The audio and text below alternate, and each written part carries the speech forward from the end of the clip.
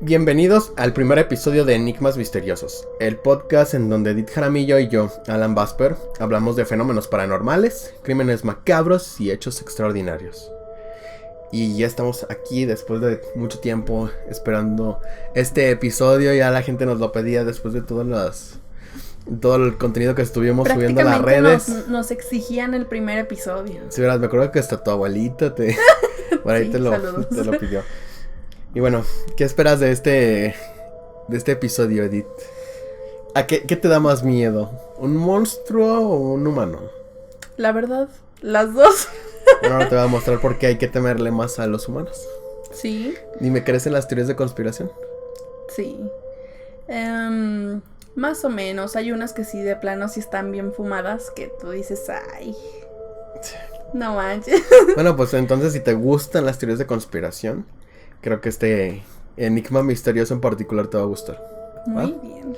Muy bien, vamos a empezar entonces. Era el año de 1994. El levantamiento del ejército zapatista en Chiapas y el asesinato de un candidato a la presidencia de México estremecerían a todo el país en un año que finalizaría con la devaluación del peso y una fuerte crisis económica a falta de recursos.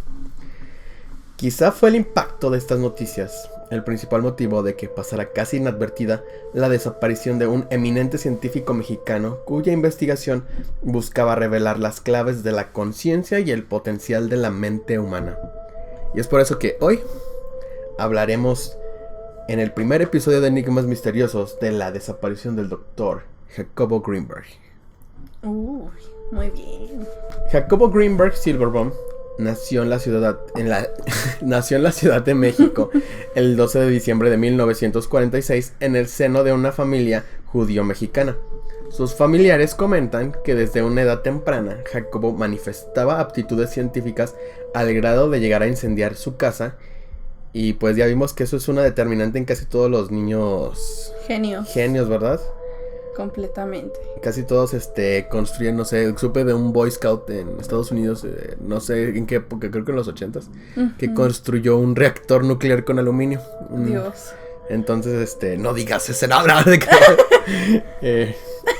Y tal y como Jacobo Greenberg lo narra en su autobiografía La batalla por el templo, en aquel entonces hacía experimentos con mezclas explosivas.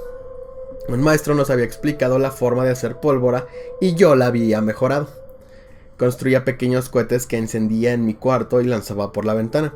Una tarde cayó una chispa dentro de un recipiente que contenía 1 kilogramo de la mezcla. Todo explotó y yo logré salir del desastre arrastrándome hacia la puerta.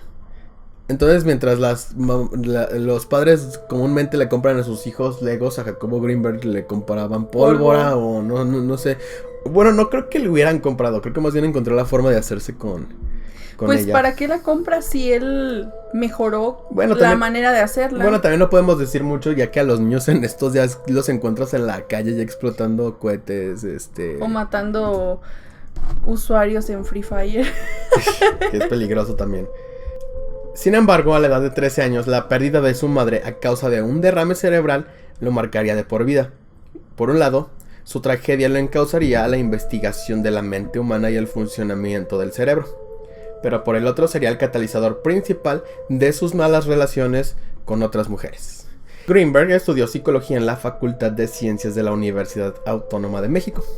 En los años 60 Greenberg participó en diferentes movimientos sionistas y los jóvenes sionistas son personas que luchan por un estado judío independiente.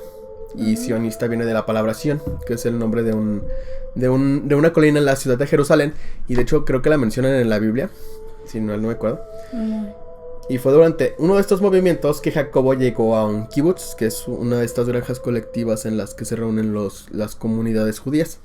Fue en este lugar, en el kibutz, donde Jaco, como le llamaban sus amigos, tuvo una de sus primeras experiencias paranormales, mi palabra favorita, después de asistir a sesiones de espiritismo en las cuales se usaba el juguete diabólico y maligno por excelencia, mejor conocido como la Ouija. Esta experiencia le haría plantearse la posibilidad de percibir otras realidades y dirigiría el rumbo de su investigación científica hasta su desaparición en 1994. En el año de 1970, Jacobo viajó a Nueva York para estudiar psicofisiología en el Brain Research Institute, sitio que, según se dice, era frecuentado por agentes del Servicio de Inteligencia estadounidense, los cuales estaban interesados en el estudio de la conciencia para aplicaciones militares. A su regreso a México, y contando con un contrato del Consejo Nacional de Ciencia y Tecnología, que se conoce como CONACYT, el Dr. Greenberg fundó un laboratorio de psicofisiología en la Universidad Anáhuac y en 1987 fundó el Instituto Nacional para el Estudio de la Conciencia, por sus siglas INPEC, y fue en los laboratorios que instala en estos lugares donde desarrollaría su investigación más longeva y la más famosa, que es el estudio científico del chamanismo mexicano. Los chamanes son personajes, para quienes nos ven de otros países. Bueno, tengo entendido que en todas las culturas, ¿verdad? Americanas hay chamanes. Curanderos. Solo que aquí en México están mezclados muchos tipos de magia, santería, el palo mayombe, yoruba. Aquí en México somos una mezcla de todo, ¿verdad? Sí, somos de carne, chile, mole y pozole. Exactamente. Aunque Greenberg gozaba de una sólida reputación, la obsesión que tenía por los fenómenos paranormales le haría perder el respeto de la comunidad científica. Pero esto no le impidió recorrer México y el mundo en busca de chamanes y curanderos que pudieran proporcionarle experiencias cercanas a realidades inexplicables. O sea, él buscaba demostrar con la ciencia el concepto que nosotros tenemos de paranormal o de magia, me imagino. Y entonces fue en esta búsqueda por contactar a mediums y guías espirituales que Jacobo conoce a un personaje muy popular, un personaje muy importante en la cultura mexicana y que se convertiría en clave de su investigación. Y esta persona era la mística Bárbara Guerrero, mejor conocida como Pachita. Por mucho tiempo se desconoció el cómo fue que Greenberg conoció a Pachita. Pero gracias al documental El secreto del Dr. Greenberg, del director español Ida Cuellar, hoy se sabe que fue gracias a la influencia de Margarita López Portillo y Pacheco que Jacobo Greenberg conoció a Pachita. Y bueno, te suena este nombre, ¿no? Sí, el claro. Apellido, al menos, López Portillo. Sí. Fue el de un Presidente. Sí, el de un expresidente de México. Expresidente sí, de México. Entonces, pero basado en esto, se te va a hacer que no te sorprenda en qué lugar conoció Greenberg a Pachita. Porque Greenberg conoció a Pachita en Los Pinos en el año de 1975. Buenas palancas tienen los Greenberg. No, sí, de hecho la investigación de Jacobo había llamado la atención de la hermana del presidente del expresidente, López Portillo, porque ella también estaba interesada en el chamanismo y la brujería. De hecho, en la cultura, bueno, no sé si en otros países sea igual, pero en la cultura mexicana el que los altos mandos de la política se relacionen con los brujos es algo muy normal. La chamana, Pachita, dejó muy impresionado a Jacobo. Y después de conversar por largo rato, ella lo invita a ver sus operaciones, a lo que Jacobo accede sin pensarlo 2 veces. El tiempo que Greenberg convivió y estudió con ella quedó registrado en su libro Pachita, en el que dice lo siguiente: el nivel de la conciencia de Pachita era extraordinariamente diferenciado. Durante las operaciones que realizaba era capaz de materializar objetos, órganos y tejidos. El manejo de las estructuras orgánicas le permitían realizar trasplantes de órganos a voluntad, curaciones de todo tipo y diagnósticos con un poder y exactitud colosales. O sea que la señora podía determinar una enfermedad sin un diagnóstico, bastaba con verlo, porque ya tenía esta percepción de la que Greenberg hablaba y apostaba, la verdad. Claro, tenía un nivel de conciencia muy elevado. Muy elevado, la verdad. Tal y como Jacobo nos narra, Pachita operaba y quitaba vértebras de manera inexplicable. Usaba un cuchillo de monte. Y de hecho, cuando estaba buscando los cuchillos de monte, me salía que casi siempre tiene que ver mucho con esta cultura indígena, porque son cuchillos que tienen dibujos de indios, de figuras aztecas. Muy probable son símbolos. Sí, son símbolos antiguos de su cultura. Sí, claro. Ella afirmaba ser una medium y aseguraba que quien realmente usaba esas facultades espirituales para sanar el espíritu era Cuauhtémoc, quien se manifestaba a través de ella. Cuauhtémoc, si recordamos nuestras clases de historia, sí, era el último tlatoani de México Tenochtitlan. Entonces ella le decía que él era su hermanito, el que se manifestaba. El hermanito. Durante la elaboración de su libro, Pachita, la señora Margarita López Portillo le solicitó a Greenberg que no revelara dónde había conocido a Pachita, ni que ella se la había presentado, pues en esa época no habían visto que los políticos se relacionaran con brujos y chamanes. E incluso, pues, para asegurarse de que guardaran silencio al respecto, recibieron amenazas de parte de pues no nada más de Margarita López Portillo, me imagino que también de la presidencia. Y de hecho Jacobo lo dijo, lo dejó escrito en su libro, y lo menciona de la siguiente manera: una semana después visité a Pachita. Me confesó que la habían estado amenazando desde la presidencia.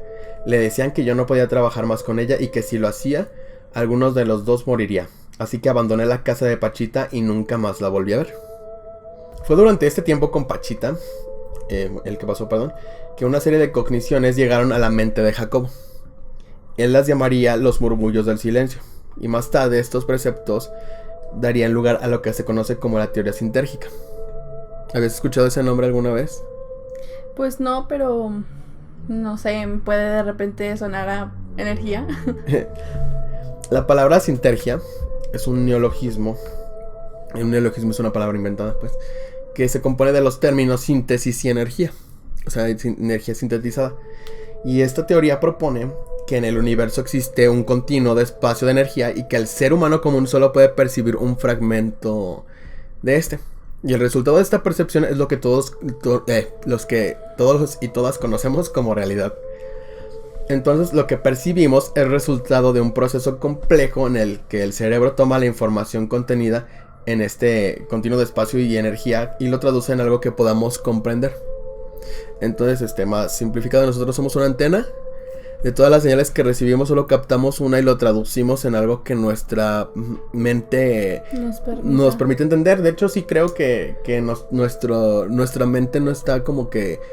No por subestimar a la raza humana, pero no estamos diseñados todavía para comprender cosas mucho más complejas que van más allá de nosotros. Y eso como especie a través de los años lo hemos demostrado. Claro. Nos van soltando de poquito en poquito. Nos van soltando información del Pentágono y de la CIA, del FBI. Sí, no te pases, ¿verdad? Tantas cosas que van ocultas ahí que percibimos. Ya estamos así de que nos digan que Pie Grande sí existe. Y sigo esperando a que alguien lo capture. Sí. Más tarde, Jacobo comienza a realizar experimentos de percepción extrasensorial con niños para comprobar su teoría. Estas pruebas aparentemente tuvieron éxito, pero llegaron al punto en que tuvieron que detenerse porque los niños comenzaron a ver cosas que les aterraban. Y de hecho en los archivos misteriosos se los vamos a dejar. Hay un par de imágenes en el que Jacobo está con los niños. Son niños que tienen los ojos totalmente vendados. Creo que una niña los tiene cerrados. Y Jacobo pone frente a ellos o les proyecta imágenes para que ellos las puedan pues percibir. En noviembre de 1994, durante una entrevista, Jacobo reveló que se encontraba en su laboratorio comprobando sus teorías. Y que en conjunto con un laboratorio en la India llevaría a cabo un experimento que sería llamado potencial transferido de cerebro a cerebro sin intervención eléctrica. Este experimento buscaba demostrar que un cerebro puede interactuar con otro a través del continuo de espacio y energía que proponía Greenberg en la teoría sintérgica. Previo a esta declaración, Jacobo había realizado estudios a través de encefalogramas, en los que comparaba la actividad cerebral de dos sujetos, y en este estudio, el objetivo era la observación de las similitudes y diferencias entre las frecuencias neuronales de dos cerebros de los cuales solo uno recibe estímulos, y de esta manera comprobar científicamente algún tipo de comunicación no verbal entre ellos. Y esta comunicación no verbal nosotros la conocemos como telepatía. Entonces, quiero creer que...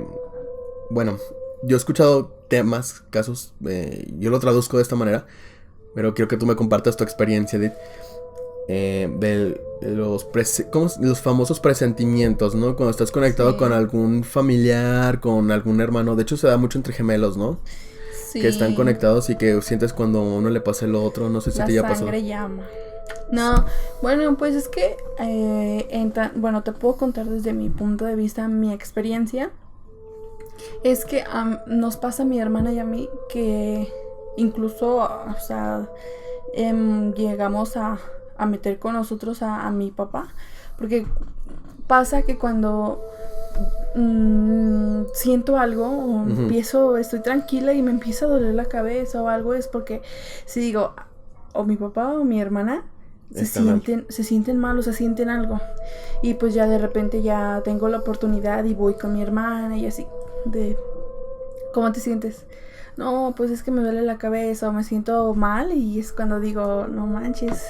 O sea, sí está súper confirmado que puedo sentir si le pasa algo. Entonces, pues, sabe, igual con mi papá que él está trabajando y anda en la calle, igual, de repente llega y me dice mi hermano, oye, ¿sabes qué? Es que me siento mal, y yo le dije, pues yo no soy. Me dice, pues a lo mejor ha de ser mi papá. Ya de repente ya llega y no, pues que se me bajó la presión, o me sentí mal, o me dolía la cabeza por el sol. Y sí, es como cuando ya cachamos de que no, pues la verdad es que si percibimos algún malestar, quiero entender eso. Pero ¿tú cómo lo percibes? ¿Como algo que tiene una explicación lógica o como algo que ya es entra en el tema paranormal? Pues es que no le he encontrado una explicación. Sí, siento que sí es un poquito más paranormal. Porque si lo analizamos desde el punto de vista del Dr. Greenberg, pues puede ser que alguno de ustedes esté aprovechando este campo de continuo, de espacio, para enviar señales sin darse cuenta. Podría ser, sí, digo, bueno, ese es el pensamiento que tengo, ¿no? Estas pruebas habían tenido éxito, y con resultados prometedores se inició la planeación del experimento de potencial transferido entre México y la India, el cual nunca se llegaría a concretar, pues unos días después de esa entrevista, el 8 de diciembre de 1994, el Dr. Jacobo Greenberg desapareció. El 12 de diciembre del mismo año, su familia le organizó una fiesta para celebrar su cumpleaños, y a la cual no se presentó. Al principio, pues a ellos les parecía normal, porque pues era como Jacobo era una eminencia, ellos entendían que se ausentaba por largos periodos de tiempo y que a veces daba conferencia, o que a veces era una persona muy ausente, ¿verdad? En mayo de 1995, a 5 meses de la desaparición del Dr. Greenberg, el caso le fue asignado a un personaje que se convertiría en parte esencial de la investigación y en mi héroe personal, el comandante Clemente Padilla. Claro. Este hombre, ¿ubicabas su nombre? ¿Lo conocías? No. Lo digo porque, sobre todo, que tus héroes sean policías. No, de hecho, mis héroes nunca han sido policías. Por eso lo digo. Bueno, ves, el comandante Clemente Padilla, voy a decir ahora porque es mi héroe personal. Él tenía un historial impecable. Él trabajaba en la Ciudad de México. Y pues le percibía como una persona incorruptible y que siempre resolvía todos los casos bajo su cargo. Pero hubo uno que no pudo resolver, que fue el último que tuvo, el de Jacobo Greenberg. Fue el último. Durante la averiguación del comandante Padilla, salieron a la luz algunos detalles turbios de la vida privada del Dr. Greenberg. Sus familiares afirmaban que Jacobo no tenía una buena relación con su segunda esposa, María Teresa Mendoza López, a la que catalogaron como una mujer difícil y manipuladora. La relación de Jacobo con María Teresa era tan tensa que incluso adaptó una minivan blanca como cuarto para dormir alejado de ella. Uno de los hermanos del doctor menciona que incluso le tenían miedo. Aparentemente, en el momento en que Jacobo desaparece, también lo hace María Teresa. No se sabe nada de los dos. Sin embargo, a 8 días después de la desaparición del doctor, María Teresa fue vista primero cobrando un cheque y 8 días después en su casa recogiendo algunas cosas. Por eso ella levanta sospechas. O sea, el comandante, Padilla, pues con su ojo de detective, pues lo relaciona, y esa es la primera persona que en su opinión es el sospechoso, uno de los sospechosos principales. Sí. Claro, porque pues igual también desapareció. Exacto. O sea, desapareció, aunque ella tardó menos que desaparezcas por 7 días, 8 días, pues como que sí está raro. En busca de indicios que pudieran llevar al paradero del Dr. Greenberg, el comandante Padilla tuvo la osadía de intervenir el teléfono de María Teresa López, cosa que era ilegal en aquella época. Y de hecho que ahorita todavía, pues creo que se supone que es ilegal, pero pues ya es más común de lo que pensamos, ¿verdad? Sí. Entonces el comandante Padilla se percata de que constantemente María Teresa recibe las llamadas del velador de una escuela ubicada en el centro de la Ciudad de México. Este velador se llamaba, bueno, no sé si siga vivo, pero su nombre era Alonso Gerardo Morales. Padilla lo describe como una persona muy peculiar para ser el velador de una escuela, ya que contaba con un entrenamiento militar. Entonces, tenía que saber cómo defenderse. Sí, pero incluso él, bueno, en la mente de Padilla, en su agudeza de detective, él lo relaciona como que pudo haber sido el intérprete intelectual bueno, no intelectual, o sea, María Teresa pudo haber orquestado el secuestro, pero fue el que lo llevó a cabo, ¿no? Ah, ok. Exacto, entonces pues si lo comparamos, la complexión de Jacobo era un hombre gordito. Sí. Y pues el otro era un militar, entonces físicamente pues había muchas probabilidades, de que Alonso Gerardo pudiera ser el que lo hubiera secuestrado. Sí.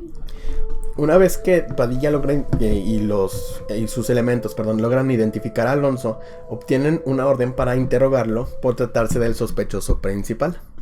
Sin embargo, durante el interrogatorio, Alonso Gerardo Morales negó tener alguna relación con María Teresa y el Dr. Greenberg. Y esta declaración la sostuvo hasta el cierre de la investigación en 1996. Fíjate cuántos años duró, dos años investigando. Y en estos 2 años, de que van del 94 al 96, pues se mantiene en esto y nunca logran demostrar que estuviera mintiendo. Entonces pues por logra, ello, bueno, sí, más queda libre. Baja el dedo del renglón y sigue sosteniendo. Bueno, pues es que también tenía una coartada. Pues sí, pero fíjate que pues también tiene mucho que ver porque hay veces que cuando las personas son cómplices y dicen una versión al inicio, por ejemplo, a él le pudo pasar que le preguntaban bastante porque si era mentira, en algún momento iba a cambiar una cosita. Entonces, sí, no, como para tratar de encontrarlo en la movida. Sí, o sea, detectives como Padilla. Comandante Padilla. Comandante Padilla, por favor. Comandante.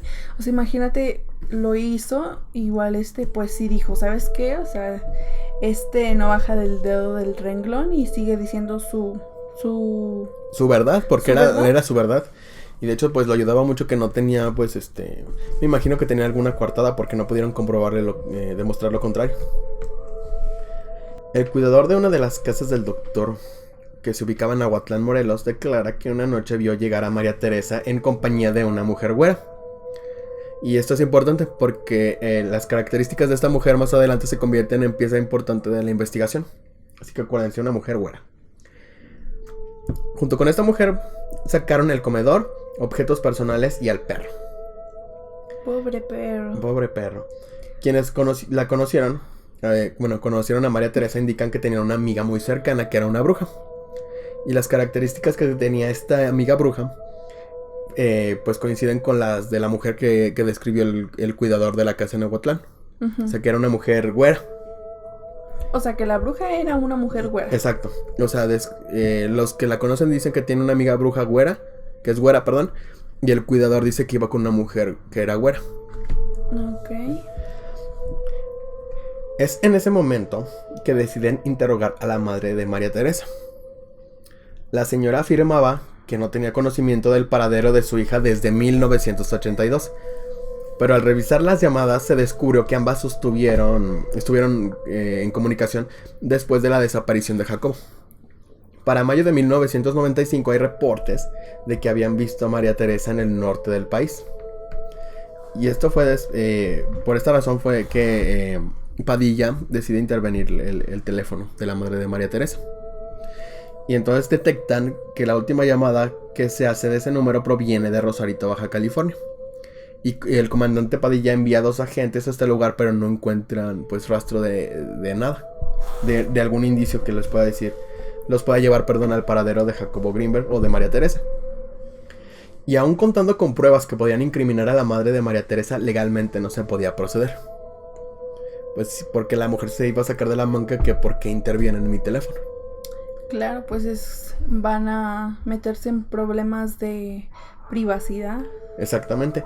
Y según las declaraciones del comandante Padilla en el documental El secreto de Jacobo Greenberg, se hizo un cateo en la casa de Jacobo y descubrieron que los CPUs y los cerebros de las computadoras ya no estaban.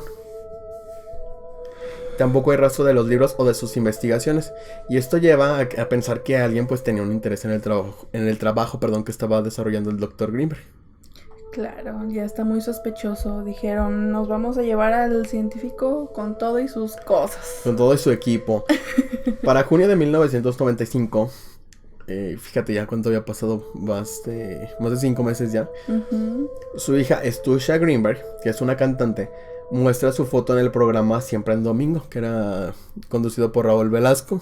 Sí. Y que vio pasar a estrellas del calibre de Luis Miguel, Alejandra Guzmán.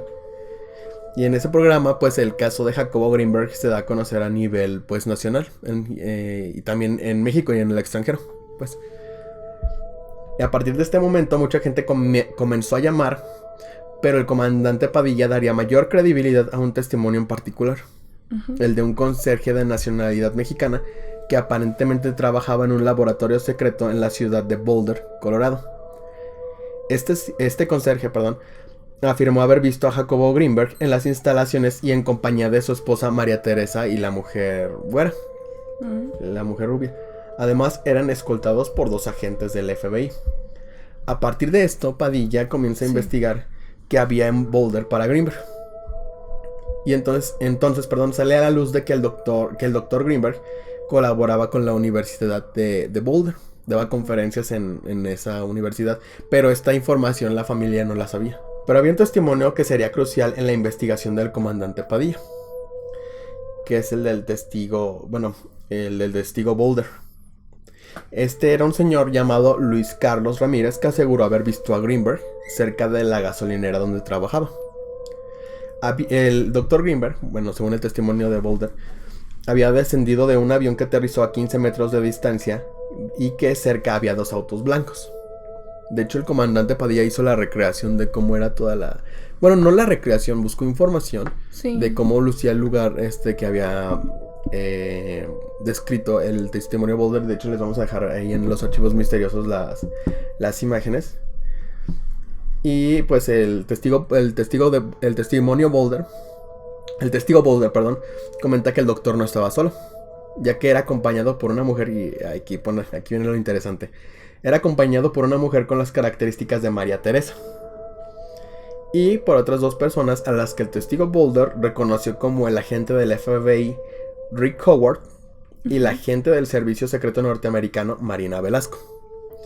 Y aquí es donde viene lo interesante, porque dicen, o sea, según el testimonio Boulder, que Marina era güera y de 35 años. Entonces encaja en la descripción de la mujer güera que ya habían mencionado en las otras 2 veces. Sí, los otros 2 testigos. Entonces, Padilla encuentra el patrón de que hay una mujer güera actuando en confabulación con María Teresa en la desaparición del doctor. Y de hecho, el testigo Boulder reconoce a los agentes porque cargaban gasolina en donde él trabajaba. Entonces sabemos que los agentes del FBI y la CIA no se saben quedar callados. No son tan cuidadosos. O es eso, o estaba elaborando una mentira muy interesante el testigo Boulder, pero no creo como que a ese nivel de complejidad pudiera haberse inventado cosas así. O sea, ¿cómo pudo saber? Es a lo que fue Padilla. ¿Cómo pudo saber el testigo Boulder que una mujer güera iba con María Teresa y con Greenberg? Sí, tiene la verdad. El hilito es muy... Sí, tiene lógica y sentido. Lógica. Después de la declaración del testigo Boulder, el comandante Padilla investiga los antecedentes de María Teresa. Y aquí viene otro dato súper interesante que le va a dar un giro de 360 grados a la historia. Porque el comandante Padilla descubre que María Teresa no era quien decía ser. ¿En serio? Sí, es más, ni siquiera se llamaba María Teresa.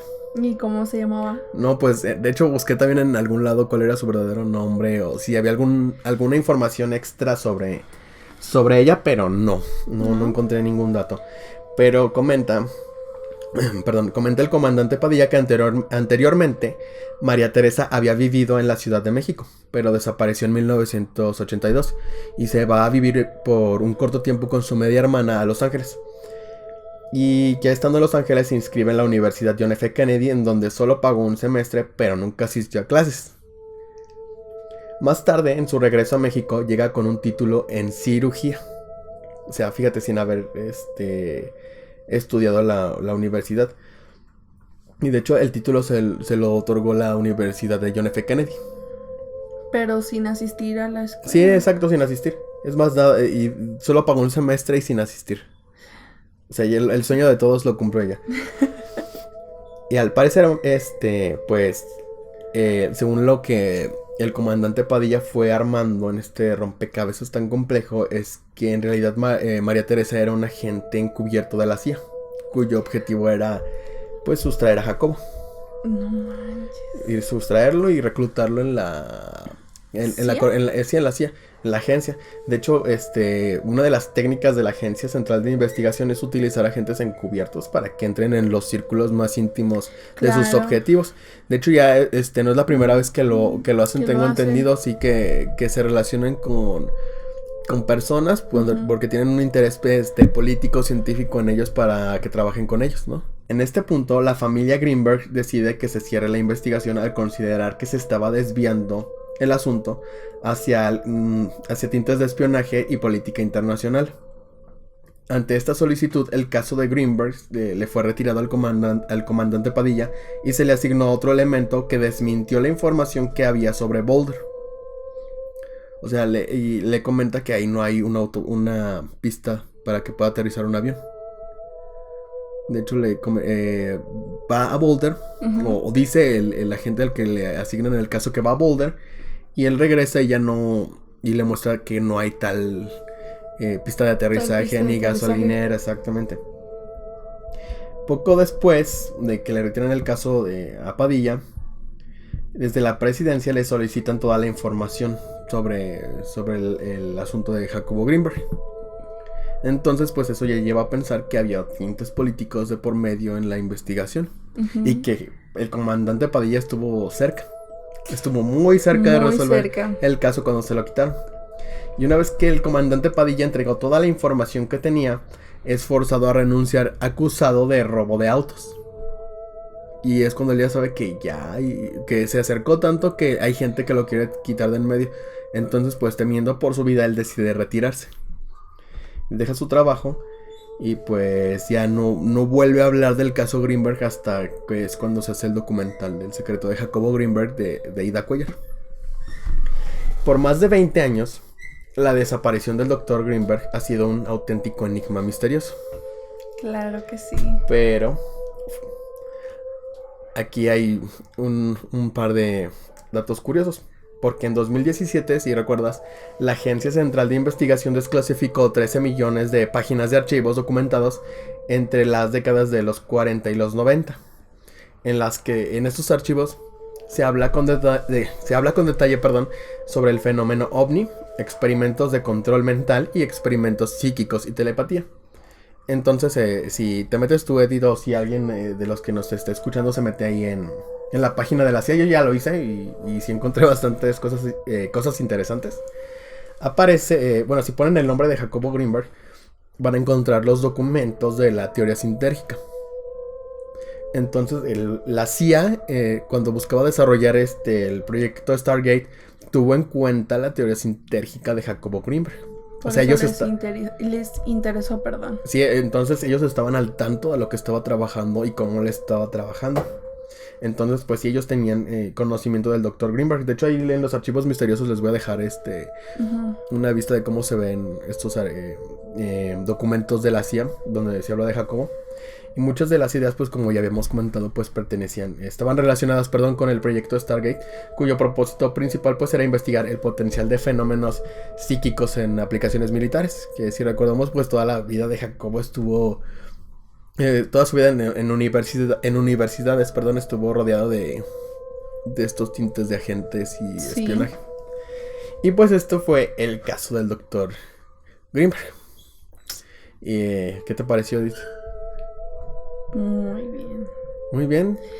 O sea, ¿te pareció excelente que se perdiera el doctor? No, pues la verdad es que pues fue trágico. Pero aquí hay algo, la cereza del pastel. Lo encontraron muerto. No lo han encontrado. No lo han encontrado.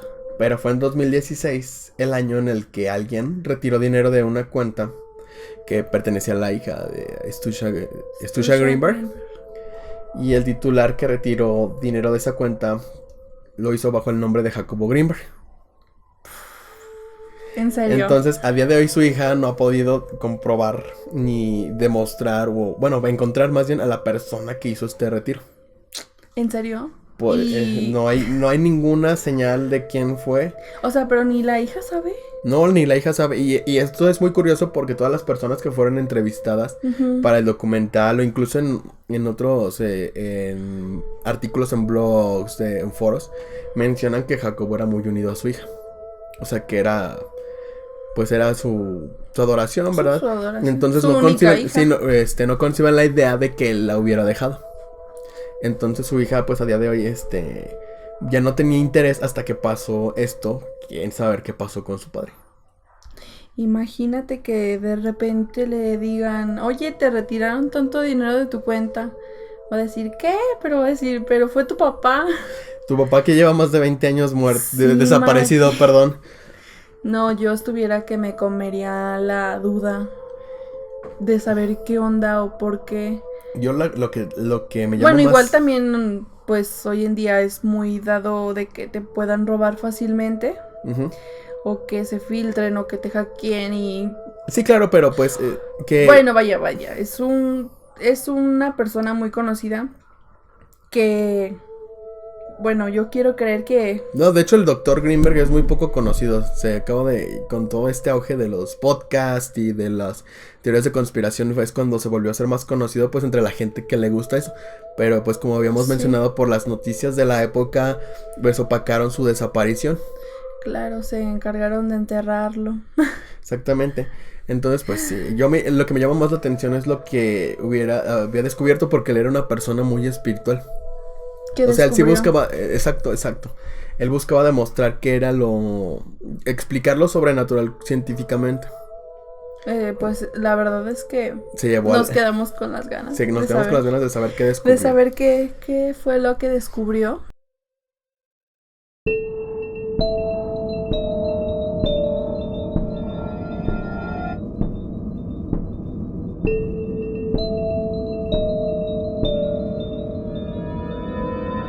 Pues esto fue el primer enigma misterioso de Enigmas Misteriosos. Espero que les haya gustado, que nos están escuchando. Edith, ¿cuáles son tus redes sociales? ¿En dónde te encontramos? Me pueden encontrar en Instagram y en Facebook.